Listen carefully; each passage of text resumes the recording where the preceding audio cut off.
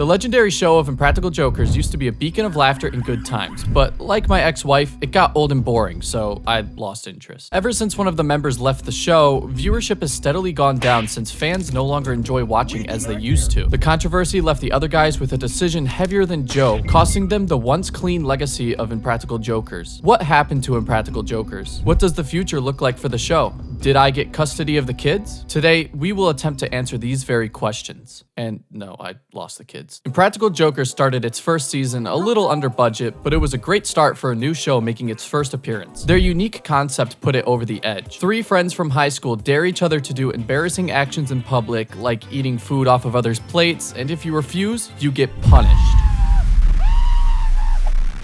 It did well, but it did not compare to the absolute bangers of seasons that followed. We all fell in love with Joe, the leader of the group, full of confidence and absent of shame. Sal, the part-time comedian and full-time coward. And Murr, the unique ferret who's always got something weird to share. These guys were hilarious, and every episode was pure...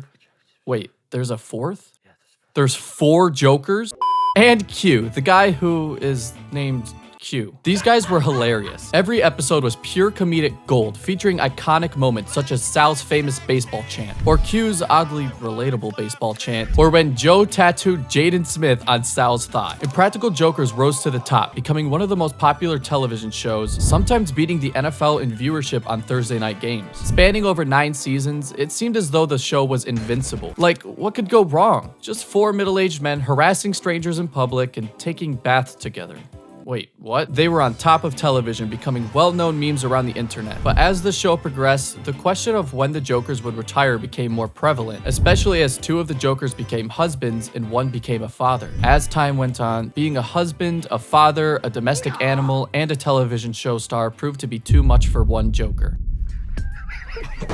In late 2021, Joe Gatto announced that he would be parting ways with Impractical Jokers due to complications in his personal life. It came out that he was going through a divorce with his wife of 9 years, and he wanted to spend more time co-parenting his children rather than stripping in public for high fives. He was often considered the central figure of the show, the one who brought everyone together, and for many people, he was the biggest reason they were fans of the series to begin with. It was a crippling blow which took everyone by surprise, leaving a notable hole in everybody's hearts. The answer of who would leave the show first was finally answered, and it was worst case scenario. The question turned from who to what now, as the 2 other Jokers pondered on what to... 3 other Jokers pondered on what to do going forward. They needed to keep the vibe of the show the same, or else they would lose a massive chunk of their loyal fan base. But how would that be possible without arguably the most important person on set?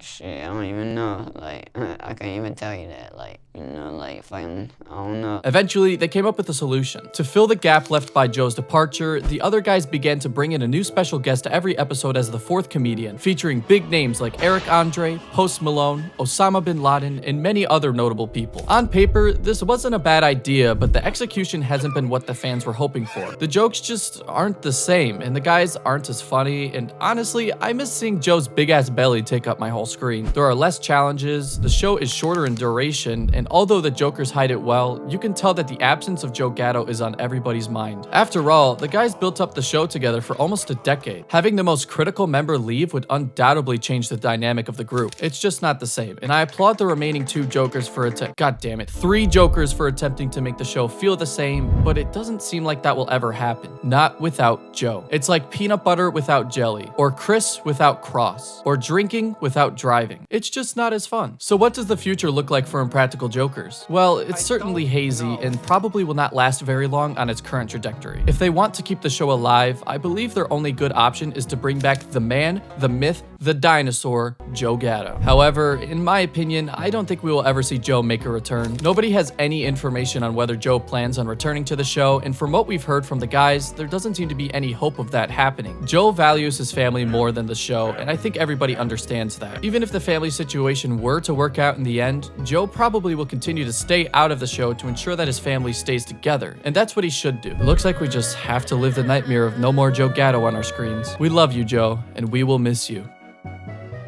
Well, for old time's sake, here's a tribute to the times we shared with our friend, Joe. Excuse me, ladies and gentlemen. I'm playing in the pool right now. I had way too many daiquiris. Larry! Suck it, suck it, suck it, suck it, suck it, suck it, suck it, suck it.